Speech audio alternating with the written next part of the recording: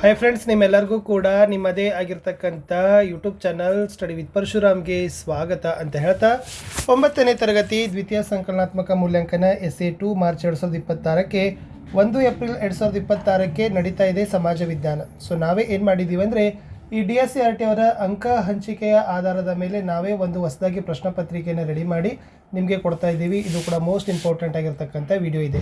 So already DSCRTಯ ಎಲ್ಲ ವಿಡಿಯೋಗಳನ್ನು ನಾವು ಅಪ್ಲೋಡ್ ಮಾಡಿದ್ದೀವಿ. ಅವುಗಳ ಲಿಂಕನ್ನು ವಿಡಿಯೋದ ಡಿಸ್ಕ್ರಿಪ್ಷನ್ ಬಾಕ್ಸ್ನಲ್ಲಿ ಕೊಡ್ತೀನಿ. ಸೊ ಮತ್ತೆ ನಿಮಗೆ ಇದು ಪ್ರಾಕ್ಟೀಸ್ ಪೇಪರ್ ಅಂತ ತೊಗೊಂಡು ನೀವು ಇದನ್ನು ಕೂಡ ಯೂಸ್ ಮಾಡಿದರೆ ಖಂಡಿತವಾಗಿ ಒಳ್ಳೆಯ ಅಂಕಗಳು ನಿಮಗೆ ಸಿಗ್ತವೆ. ವಿಡಿಯೋನ ಲೈಕ್, ಶೇರ್ ಮತ್ತು ಸಬ್ಸ್ಕ್ರೈಬ್ ಮಾಡೋದನ್ನು ಮಾತ್ರ ಮರೆಯದಿರಿ ಅಂತ ಹೇಳ್ತಾ ಈ ವಿಡಿಯೋವನ್ನು ಶುರು ಮಾಡೋಣ. ಫಸ್ಟ್ ಮೇನ್ಸಲ್ಲಿ ಬಹು ಆಯ್ಕೆ ಪ್ರಶ್ನೆಗಳಿದ್ದಾವೆ. ಸೊ ಒಟ್ಟು ಪ್ರಶ್ನೆಗಳು 8. ಸರಿಯಾದ ಉತ್ತರಕ್ಕೆ 1 ಅಂಕ. ಮೊದಲ ಪ್ರಶ್ನೆ, ದೆಹಲಿಯ ಐತಿಹಾಸಿಕ ಕೆಂಪು ಕೋಟೆಯನ್ನು ನಿರ್ಮಾಣ ಮಾಡಿದ ಮೊಘಲ್ ಅರಸ ಯಾರು ಅಂತ ಕೇಳಿದರು. Option C Shahjahan is the right answer. ಪ್ರಶ್ನೆ 2, ಸ್ಪಿರಿಟ್ ಆಫ್ ಲಾಸ್ನ ಲೇಖಕರು ಯಾರು ಅಂತ ಕೇಳಿದ್ದಾರೆ. ಸೊ ಸ್ಪಿರಿಟ್ ಆಫ್ ಲಾಸ್ ಅಂತಕ್ಕಂಥ ಪುಸ್ತಕ ಬರೆದವರೇ ಮಾಂಟೆಸ್ಕೋ. ಪ್ರಶ್ನೆ 3, ನ್ಯಾಷನಲ್ ಡಿಫೆನ್ಸ್ ಅಕಾಡೆಮಿ ಇರುವ ಸ್ಥಳ ಅಂತ ಕೇಳಿದ್ದಾರೆ. ಸೊ ನ್ಯಾಷನಲ್ ಡಿಫೆನ್ಸ್ ಅಕಾಡೆಮಿ ಎಲ್ಲಿದೆ ಅಂದರೆ ಅದು ಖಡಕ್ ವಾಸ್ಲಾ ಇಸ್ ದ ರೈಟ್ ಆನ್ಸರ್. ಇನ್ನು ಗ್ರಾಮಗಳ ಜನರು ನಗರಗಳಿಗೆ ವಲಸೆ ಹೋಗಲು ಪ್ರಮುಖ ಕಾರಣ ಕೇಳಿದ್ದಾರೆ. ಉದ್ಯೋಗದ ಅವಕಾಶಗಳು. ಇನ್ನು ಕರ್ನಾಟಕದ ಮೊದಲ ಜಲ ವಿದ್ಯುತ್ ಯೋಜನೆಯ ಪ್ರಮುಖ ಉದ್ದೇಶ. ಸೊ ಅದು ಕೋಲಾರದ ಚಿನ್ನದ ಗಣಿಗೆ ನೀರು ಸರಬರಾಜು ಅನ್ನೋದು ಗೊತ್ತಿಲ್ಲ. ಇನ್ನು ಹೈನು ಬೆಳೆಯುವ ತಿಂಗಳುಗಳನ್ನು ಕೇಳಿದ್ದಾರೆ. ಅದು ನವೆಂಬರ್ದಿಂದ ಡಿಸೆಂಬರ್ ಅಂತಕ್ಕಂಥದ್ದು ಉತ್ತರ. ಇನ್ನು ಭಾರತದಲ್ಲೂ ನೋಟು ಚಲಾವಣೆಯ ಏಕಸ್ವಾಮ್ಯ ಅಧಿಕಾರ ಯಾರಿಗೆ ಇದೆ ಅಂತಂದರೆ ಅದು ಬಂದುಬಿಟ್ಟು ಭಾರತೀಯ ರಿಸರ್ವ್ ಬ್ಯಾಂಕ್. ಇನ್ನು ಫ್ಲಿಪ್ಕಾರ್ಟ್, ಅಮೆಜಾನ್ ಮತ್ತು ಮೀಶೋಗಳಲ್ಲಿ ವಸ್ತು ಕಂಡಾಗ ಅದನ್ನು ಏನಂತ ಕರಿತೀರಂತ ಕೇಳಿದ್ದಾರೆ. ಸೊ ಅದನ್ನೇ ಟೆಲಿಶಾಪಿಂಗ್ ಅಂತಲೇ ಕರೆಯೋದು. 1 ಮಾರ್ಕರ್ ಕ್ವಶನ್ 8 ಇದ್ದಾವೆ. ಪ್ರತಿ ಸರಿಯಾದ ಉತ್ತರಕ್ಕೆ 1 ಅಂಕ. 8 ಪ್ರಶ್ನೆ 8 ಅಂಕ. ಕಾರ್ಕೋಟ ವಂಶವು ಅನವನತಿಯಾಗಲು ಅತಿ ಮುಖ್ಯವಾದ ಕಾರಣ ಯಾವುದು ಅಂತ ಕೇಳಿದ್ದಾರೆ. ಸೊ ಇಲ್ಲಿ ಲಲಿತಾದಿತ್ಯನ ನಂತರ ಬಂದಂಥ ರಾಜರುಗಳು ಅವನಷ್ಟು ಪ್ರತಿಭಾಶಾಲಿಗಳಾಗಿರಲಿಲ್ಲ ಅನ್ನೋ ಆಯ್ಕೆ ಸರಿಯಾಗಿ ಬರಬೇಕಿತ್ತು. ಇನ್ನು ಭಾರತ ಸಂವಿಧಾನದ 8ನೇ ಅನುಸೂಚಿಯ ಮಹತ್ವವೇನು ಅಂತ ಕೇಳಿದ್ದಾರೆ. ಸೊ 8ನೇ ಅನುಸೂಚಿಯಲ್ಲಿ ಏನಿದೆಪ್ಪ ಅಂದ್ರೆ 22 ಭಾಷೆಗಳನ್ನು ಅಧಿಕೃತ ಭಾಷೆಗಳನ್ನಾಗಿ ನಮ್ಮ ಸಂವಿಧಾನ ಅಂಗೀಕಾರವನ್ನು ಮಾಡಿದ. ಇನ್ನು ಕರಾವಳಿ ಮೈದಾನ ಯಾವ ಜಿಲ್ಲೆಗಳನ್ನು ಒಳಗೊಂಡಿದೆ ಅಂತ ಕೇಳಿದರೆ ಉತ್ತರ ಕನ್ನಡ, ಉಡುಪಿ ಮತ್ತು Dakshina Kannada is the right answer. 12ನೇ ಪ್ರಶ್ನೆ, ಆಫ್ರಿಕನ್ ಖಂಡದ ದಕ್ಷಿಣ ತುದಿಯನ್ನು ತಲುಪಿ ಅದನ್ನು ಕೇಪ್ ಆಫ್ ಗುಡ್ ಹೋಪ್ ಅಂತ ಕರೆದವರು ಯಾರು ಅಂತ ಕೇಳಿದರು. So Bartolomeu Dias. ಯೋಜನೆ ಅಂದರೆ ಏನು? ಭವಿಷ್ಯದ ಕಾರ್ಯಾಚರಣೆಯನ್ನು ಮುಂದಾಗಿ ನಿರ್ಧಾರ ಮಾಡೋದಕ್ಕೇ ಯೋಜನೆ ಅಂತ ಕರೆಯೋದು. ಮುಂದಿನ ಪ್ರಶ್ನೆ, ಪುನರುತ್ಪಾದನಾ ಶ್ರಮ ಅಂದರೆ ಏನು? ಪುನರುತ್ಪಾದನಾ ಶ್ರಮವು ಮನೆಯಲ್ಲಿ ನಿರ್ವಹಿಸುವ ಶ್ರಮವಾಗಿದೆ. ಮಹಿಳೆಯರು ಮನೆಯಲ್ಲಿ ನಿರ್ವಹಿಸುವ ಕೂಲಿರಹಿತ ಕೆಲಸವೇ ಪುನರುತ್ಪಾದನಾ ಕೆಲಸ. ಇನ್ನು ಫ್ರಾನ್ಸ್ ಮಹಾಕ್ರಾಂತಿ ಜನರಿಗೆ ನೀಡಿದ ಪ್ರಮುಖ ಆಶ್ವಾಸನೆಗಳನ್ನು ಕೇಳಿದ್ದಾರೆ. ಸ್ವಾತಂತ್ರ್ಯ, ಸಮಾನತೆ ಮತ್ತು ಭ್ರಾತೃತ್ವ. It's a very most important. ಇನ್ನು ಕೈಗಾರೀಕರಣ ಯಾವುದನ್ನು ಸೂಚಿಸ್ತದೆ ಅಂತ ಕೇಳಿದ್ದಾರೆ. ಇದು ಸರಕು ಸೇವೆಗಳ ಉತ್ಪಾದನೆಗಳಲ್ಲಿ ಬಳಸುವ ತಂತ್ರಜ್ಞಾನದಲ್ಲಿ ಉಂಟಾಗುವ ಬದಲಾವಣೆಯ ಕ್ರಿಯೆಯನ್ನು ಏನು ಮಾಡ್ತದಪ್ಪ ಅಂದ್ರೆ ಕೈಗಾರೀಕರಣವನ್ನು ಸೂಚಿಸ್ತದೆ ಅಂತ ಬರೆದ್ರೆ ಸಾಕು. ಇನ್ನು 2 ಅಂಕದ ಪ್ರಶ್ನೆಗಳು ಒಟ್ಟು 8 ಇರ್ತವೆ ಫ್ರೆಂಡ್ಸ್. ಸೊ ಟೋಟಲ್ ಇಲ್ಲಿ ನೀವು ಏನು ಮಾಡ್ಬೋದು, 16 ಅಂಕಗಳನ್ನು ಗಳಿಸ್ಬೋದು. ವೆರಿ ಮೋಸ್ಟ್ ಇಂಪಾರ್ಟೆಂಟ್ ಆಗಿರ್ತಕ್ಕಂಥ ಪ್ರಶ್ನೆ. ಪ್ರಶ್ನೆ 17, ವಿಧಾನಸಭಾಧ್ಯಕ್ಷರ ಅಧಿಕಾರ ಮತ್ತು ಕಾರ್ಯಗಳನ್ನು ವಿವರಿಸಿರಿ ಅಂತ ಕೇಳಿದ್ದಾರೆ. ಇಲ್ಲಿ ಮುಖ್ಯವಾಗಿ ಇವರು ವಿಧಾನಸಭೆಯ ಕಾರ್ಯಕಲಾಪಗಳ ಅಧ್ಯಕ್ಷತೆಯನ್ನು ವಹಿಸ್ತಾರೆ. ಸದನದಲ್ಲಿ ಶಾಂತಿ ಶಿಸ್ತನ್ನು ಕಾಪಾಡ್ತಾರೆ. ಘನತೆಯನ್ನು ಹೆಚ್ಚಿಸುವ ಕಾರ್ಯಕಲಾಪವನ್ನು ಮುಂದೂಡುವ ಮಾಡ್ತಕ್ಕಂಥ ಅಧಿಕಾರವನ್ನು ಹೊಂದಿದ್ದಾರೆ. ಸದನದಲ್ಲಿ ಸಮಮತಗಳು ಬಂದಾಗ ನಿರ್ಣಾಯಕ ಮತವನ್ನು ಚಲಾಯಿಸ್ತಕ್ಕಂಥ ಕೆಲಸವನ್ನು ಸಹಿತ ವಿಧಾನಸಭಾಧ್ಯಕ್ಷರೇ ಮಾಡ್ತಾರೆ ಅನ್ನೋದು ಇತ್ತು. ಇನ್ನು ಜನತಾ ನ್ಯಾಯಾಲಯಗಳು ಬಹಳಷ್ಟು ಜನಪ್ರಿಯವಾಗಿವೆ, ಸಮರ್ಥನೆ ಕೊಡ್ರಿ ಅಂತ ಕೇಳಿದ್ದಾರೆ. ಇದೇನು ಮಾಡ್ತದಪ್ಪ ಅಂದ್ರೆ ರಾಜಿ ಸಂಧಾನಕ್ಕೆ ಹೆಚ್ಚು ಒತ್ತನ್ನು ಕೊಡ್ತದೆ, ಶೀಘ್ರ ಮತ್ತು ಮಿತವ್ಯಯ ಮಾಡ್ತದೆ, ಇತರೆ ನ್ಯಾಯಾಲಯಗಳ ಕಾರ್ಯದ ಹೊರೆ ಕಡಿಮೆ ಮಾಡ್ತದೆ ಅನ್ನೋದನ್ನು ನೀವು ಜನತಾ ನ್ಯಾಯಾಲಯಗಳಲ್ಲಿ ಬರಿಬೇಕು. ಇನ್ನು ಸಾಮಾಜೀಕರಣದಲ್ಲಿ ಸಮವಯಸ್ಕರರ ಗುಂಪಿನ ಪ್ರಭಾವ ಅಂತ ಕೇಳಿದ್ದಾರೆ. ಇಲ್ಲಿ ಪರಸ್ಪರ ಸಹಕಾರ, ಪರಸ್ಪರ ಹೊಂದಾಣಿಕೆ ಗುಣಗಳನ್ನು ಬೆಳೆಸ್ತಾವ. ಪೋಷಕರಿಂದ ಮತ್ತು ಶಿಕ್ಷಕರಿಂದ ತಿಳಿಯಲಾಗದ ಎಷ್ಟೋ ವಿಷಯಗಳನ್ನು ಸ್ನೇಹಿತರ ಗುಂಪುಗಳ ಮೂಲಕ ಬಾಲಕರು ಮತ್ತು ಬಾಲಕಿಯರು ತಿಳಿದುಕೊಳ್ಳುತ್ತಾರೆ ಅಂತಕ್ಕಂಥ ಅಂಶ ಬರೆದ್ರೆ ನಿಮ್ಮ ಆನ್ಸರ್ ಏನಾಗ್ತದಪ್ಪ ಅಂದ್ರೆ ಕಂಪ್ಲೀಟ್ ಆಗ್ತದೆ. ಇನ್ನು ಕೈಗಾರೀಕರಣವು ಭಾರತೀಯರ ಸಾಮಾಜಿಕ ವಾತಾವರಣವನ್ನು ಹೇಗೆ ಬದಲಾಯಿಸಿದೆ ಅಂತ ಕೇಳಿದ್ದಾರೆ. ಅದು ಗುಡಿ ಕೈಗಾರಿಕೆಗಳ ನಾಶ ಮಾಡ್ತದೆ. ಗ್ರಾಮೀಣ ಜನರು ನಗರ ಮತ್ತು ಕೈಗಾರಿಕಾ ಪ್ರದೇಶಗಳಿಗೆ ವಲಸೆ ಬರ್ತಾರೆ. ಭೌಗೋಳಿಕ ಮತ್ತು ವೃತ್ತಿಪರ ಚಲನೆ, ಜನರನ್ನು ಒಟ್ಟುಗೂಡಿಸೋದು, ಸಾರಿಗೆ ಸೌಲಭ್ಯಗಳ ಅಭಿವೃದ್ಧಿ ಅಂತ ಬರೆದ್ರೆ ಸಾಕು. ಇನ್ನು ಗುರ್ಜರರ ರಾಜವಂಶದಲ್ಲಿ ನಾಗಭಟ್ಟನ ಸಾಧನೆಗಳೇನು ಅಂತ ಕೇಳಿದ್ದಾರೆ. ಈತ ಉಜ್ಜಯಿನಿಯನ್ನು ಆಳಿದ ನಾಗಭಟ್ಟ ಅರಬ್ಬರ ಆಕ್ರಮಣವನ್ನು ಎದುರಿಸುವಲ್ಲಿ ಪ್ರಮುಖ ಮತ್ತು ಯಶಸ್ವಿಯಾಗಿ ಹೋದ. ಅವನು ತನ್ನ ಪ್ರದೇಶವನ್ನು ಗುಜರಾತ ಮತ್ತು ಮಾಳ್ವ ರಜಪೂತಾನದ ಸ್ವಲ್ಪ ಭಾಗದವರೆಗೆ ತನ್ನ ಸಾಮ್ರಾಜ್ಯವನ್ನು ವಿಸ್ತರಿಸಿದ. ಇನ್ನು ನಮ್ಮ ರಾಜ್ಯದಲ್ಲಿ ಕಬ್ಬಿಣದ ಅದಿರು ಸಿಗತಕ್ಕಂಥ ಪ್ರದೇಶಗಳನ್ನೇ ಕೇಳಿದರು. ಸೊ ವಿಶೇಷವಾಗಿ ಬಳ್ಳಾರಿ ಬರ್ತದೆ, ವಿಜಯನಗರ, ಎಸ್ ಯಾವುದು ಬಳ್ಳಾರಿ, ವಿಜಯನಗರ, ಚಿಕ್ಕಮಗಳೂರು, ಬಾಗಲಕೋಟೆ, ಚಿತ್ರದುರ್ಗ, ತುಮಕೂರು, ಶಿವಮೊಗ್ಗ, ದಕ್ಷಿಣ ಕನ್ನಡ, ಉತ್ತರ ಕನ್ನಡ ಮತ್ತು ಗದಗ. ಸೊ ಇಲ್ಲೇನಾಗ್ತದಪ್ಪ ಅಂದ್ರೆ ಕಬ್ಬಿಣದ ಅದಿರು ಹೇರಳವಾಗಿ ನಮ್ಮ ರಾಜ್ಯದಲ್ಲಿ ಈ ಜಿಲ್ಲೆಗಳಲ್ಲಿ ಸಿಗ್ತದೆ. ಇನ್ನು ಶಿಕ್ಷಣದ ಪ್ರೋತ್ಸಾಹಕ್ಕೆ ಸರ್ಕಾರ ಕೈಗೊಂಡಿರುವ ಕ್ರಮಗಳು ಕೇಳಿದರು. ರಾಷ್ಟ್ರೀಯ ಸಾಕ್ಷರತಾ ಮಿಷನ್ 1988, ಸರ್ವ ಶಿಕ್ಷಣ ಅಭಿಯಾನ 2001, ಮಧ್ಯಾಹ್ನದ ಬಿಸಿಯೂಟ ಯೋಜನೆ 1995, ರಾಷ್ಟ್ರೀಯ ಮಾಧ್ಯಮಿಕ ಶಿಕ್ಷಣ ಅಭಿಯಾನ 2009 ಅಂತ ಬರಿಬೇಕು. ಇನ್ನು ಗ್ರಾಹಕರ ಹಕ್ಕುಗಳನ್ನು ಕೇಳಿದ್ದಾರೆ. ಸೊ ಫಸ್ಟ್ ಬರೋದು ರಕ್ಷಣೆಯ ಹಕ್ಕು, ಮಾಹಿತಿಯ ಹಕ್ಕು, ವಸ್ತುಗಳ ಆಯ್ಕೆ, ವಸ್ತುಗಳ ಬಗ್ಗೆ ಆಲಿಸೋದು, ಶೋಷಣೆಯ ವಿರುದ್ಧದ ಹಕ್ಕು ಮತ್ತು ಗ್ರಾಹಕ ಶಿಕ್ಷಣದ ಹಕ್ಕು ಅಂತ ಬರೆದ್ರೆ ಆನ್ಸರ್ ಕಂಪ್ಲೀಟ್ ಆಗ್ತದೆ. ಇನ್ನು ಭಕ್ತಿ ಚಳವಳಿಯ ಪರಿಣಾಮಗಳು ಕೇಳಿದರೆ ವೆರಿ ಮೋಸ್ಟ್ ಇಂಪಾರ್ಟೆಂಟ್.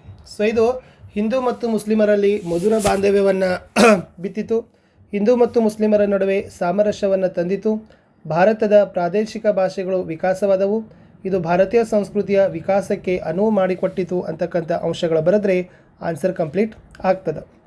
ಇನ್ನು ಪ್ರವಾಸೋದ್ಯಮ ಬೆಳವಣಿಗೆಗೆ ಅಗತ್ಯ ಸಂಗತಿಗಳನ್ನು ವಿಶ್ಲೇಷಿಸಿ ಅಂತ ಕೇಳಿದರು. ಸೊ ಪ್ರವಾಸೋದ್ಯಮ ಬೆಳವಣಿಗೆ ಆಗಬೇಕಾದ್ರೆ ಮೂಲಭೂತ ಸೌಕರ್ಯಗಳು ಬೇಕು, ಸ್ವಚ್ಛತೆ ನೈರ್ಮಲ್ಯ ಬೇಕು, ವೈದ್ಯಕೀಯ ಸೌಲಭ್ಯ ಬೇಕು, ಆಹಾರ ಅಗತ್ಯ ವಸ್ತುಗಳ ಪೂರೈಕೆಯಾಗಬೇಕು, ಮಾರ್ಗದರ್ಶನ ಬೇಕು, ರಕ್ಷಣೆ ಮತ್ತು ಸುರಕ್ಷತೆ, ಸೂಕ್ತ ಸಾರಿಗೆ ಸೌಲಭ್ಯ ಅಂತಕ್ಕಂಥ ಬರೆದ್ರೆ ಅಂಕಗಳನ್ನು ಕೊಡ್ತಾರೆ. 3 ಮಾರ್ಕರ್ ಕ್ವಶನ್. ಶಂಕರಾಚಾರ್ಯರ ಪ್ರತಿಪಾದಿಸಿದ ತತ್ವಗಳು ಅಂತ ಕೇಳಿದ್ದಾರೆ. ಇವರು ಅದ್ವೈತ ತತ್ವಶಾಸ್ತ್ರವನ್ನು ಪ್ರಚಾರ ಮಾಡ್ತಾರೆ. ಲೌಕಿಕ ಜೀವನಕ್ಕೆ ಆದ್ಯತೆ ನೀಡಲಿಲ್ಲ. ಜಗತ್ತು ಮಾಯೆ ಒಂದು ಭ್ರಮೆ ಅಂತ ಕರೀತಾರೆ.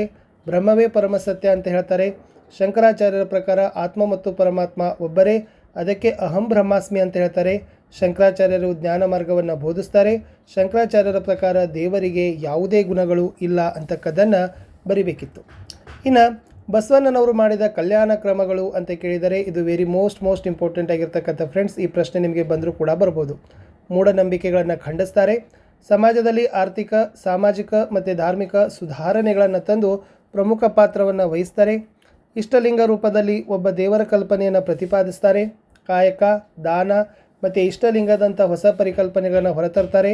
ಶಾಶ್ವತವಾದದ್ದು ನಾಶವಾಗ್ತದೆ, ಕ್ಷಣಿಕವಾದದ್ದು ಉಳಿಯುತ್ತದೆ ಅಂತ ಹೇಳಿದರು. ಕಾಯಕವನ್ನು ಒತ್ತಿ ಹೇಳಿದರು. ಕೆಲಸದಲ್ಲಿ ಮೇಲು ಕೀಳು ಅಂತಕ್ಕಂಥ ಇಲ್ಲ ಅಂತ ಹೇಳಿದರು.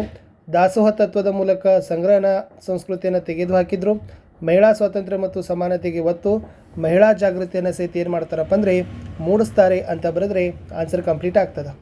ಇನ್ನು ರಸ್ತೆ ಸಾರಿಗೆ ಪ್ರಾಮುಖ್ಯತೆ ಕೇಳಿದ್ದಾರೆ. ಸೊ ರಸ್ತೆ ಸಾರಿಗೆ ಅನ್ನೋದು ಜನವಸತಿಯ ಸಂಪರ್ಕ, ಕಡಿಮೆ ವೆಚ್ಚದಲ್ಲಿ ನಿರ್ಮಾಣ, ಸರಕಿನ ಸಾಗಣೆ, ಕಾಫಿ ಕೈಗಾರಿಕೆ ಮತ್ತು ವಾಣಿಜ್ಯ ಪ್ರಗತಿ ಅಂತಕ್ಕಂಥ ಅಂಶಗಳನ್ನು ನೀವು ಬರೆದ್ರೆ ಆನ್ಸರ್ ಕಂಪ್ಲೀಟ್ ಆಗ್ತದೆ. ಇನ್ನು ವ್ಯವಸಾಯ ಆರ್ಥಿಕ ಅಭಿವೃದ್ಧಿಯ ಬೆನ್ನೆಲುಬು ವಿಶ್ಲೇಷಿಸಿ. ಎಸ್, ಇದು ಪುರಾತನ ಮೂಲವೃತ್ತಿ, ಜೀವನಾಧಾರಿತವಾಗಿದೆ, ಉದ್ಯೋಗ ಸೃಷ್ಟಿಸ್ತದೆ, ವಿದೇಶಿ ವಿನಿಮಯದ ಹೆಚ್ಚಳ, ಆದಾಯದ ಮೂಲ, ಕಚ್ಚಾ ವಸ್ತು ಪೂರೈಕೆ, ವಿದೇಶಿ ವಿನಿಮಯ ಗಳಿಕೆ, ಆರ್ಥಿಕ ಪ್ರಗತಿಗೆ ಪೂರಕ ಅಂತಕ್ಕಂಥ ಪಾಯಿಂಟ್ಸನ್ನು ನೀವು ಬರೀಬೇಕು. ಇನ್ನು ಭಾರತೀಯ ರಿಸರ್ವ್ ಬ್ಯಾಂಕ್ನ ಕಾರ್ಯಗಳು ಅಂತ ಕೇಳಿದ್ದಾರೆ. ಇದು ನೋಟು ಚಲಾವಣೆಯ ಏಕಸ್ವಾಮ್ಯವನ್ನು ಹೊಂದಿದೆ. ಸರ್ಕಾರದ ಬ್ಯಾಂಕ್, ಬ್ಯಾಂಕುಗಳ ಬ್ಯಾಂಕ್, ರಾಷ್ಟ್ರೀಯ ಸಂದಾಯ ಕಚೇರಿಯಾಗಿ ಕೆಲಸ, ಸಾಲದ ನಿಯಂತ್ರಕವಾಗಿ ಕೆಲಸ, ವಿದೇಶಿ ವಿನಿಮಯದ ಸಂಗ್ರಹದ ಮೇಲ್ವಿಚಾರಕ, ಆರ್ಥಿಕ ಅಂಕಿಅಂಶಗಳು ಮತ್ತು ಇತರೆ ಮಾಹಿತಿಗಳನ್ನು ಕೊಡ್ತದೆ. ಬ್ಯಾಂಕಿಂಗ್ ಹವ್ಯಾಸದ ಅಭಿವೃದ್ಧಿ, ಕೃಷಿಗಾಗಿ ಸೌಲಭ್ಯಗಳು ಅಂತ ಬರೆದ್ರೆ ಸಾಕು.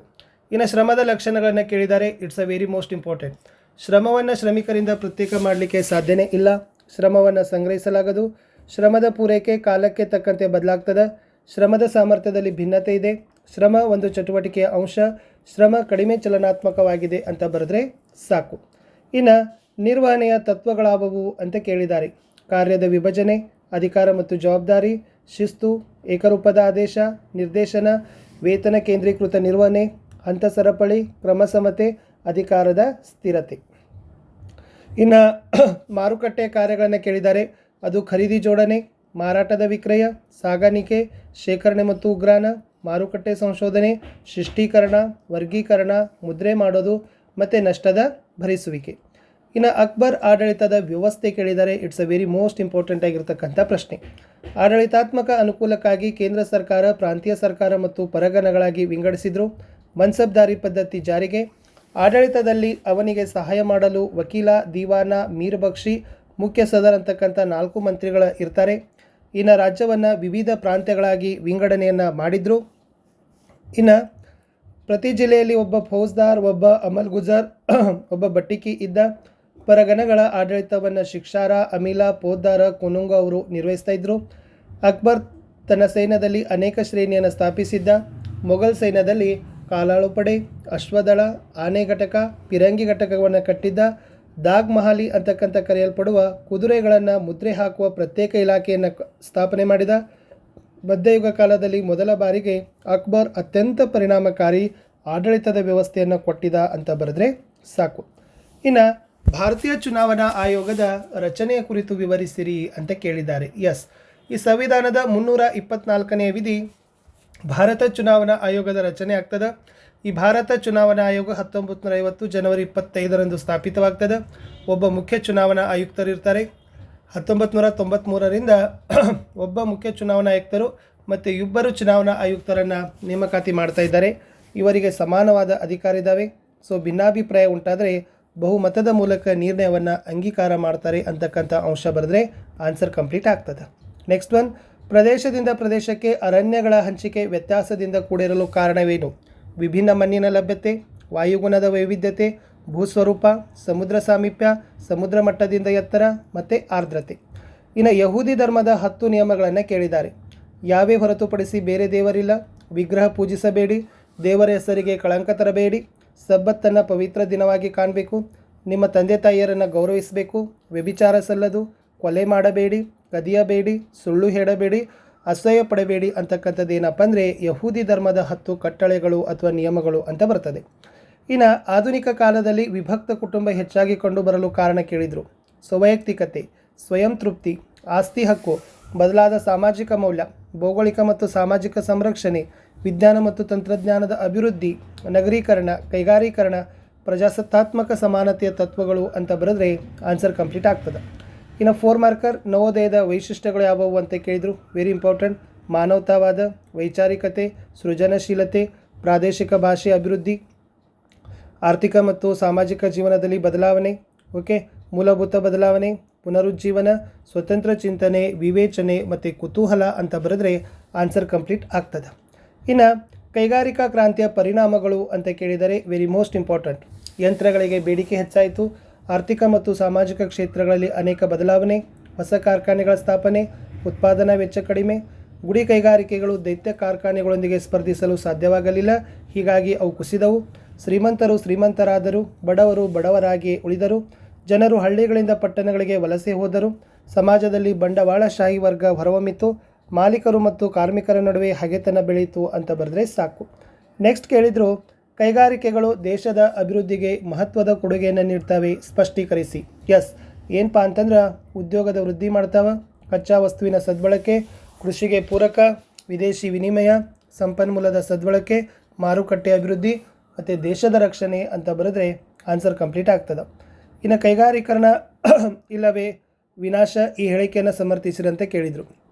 ಸೊ ಫಸ್ಟ್ ಬರಿಬೇಕು, ಕೈಗಾರೀಕರಣ ಇಲ್ಲವೇ ಅವನತಿ ಅಂತಕ್ಕಂಥ ಹೇಳಿಕೆ ಕೊಟ್ಟವ್ರು ಯಾರಪ್ಪ ಅಂತಂದರೆ ಸರ್ ಎಂ ವಿಶ್ವೇಶ್ವರಯ್ಯ.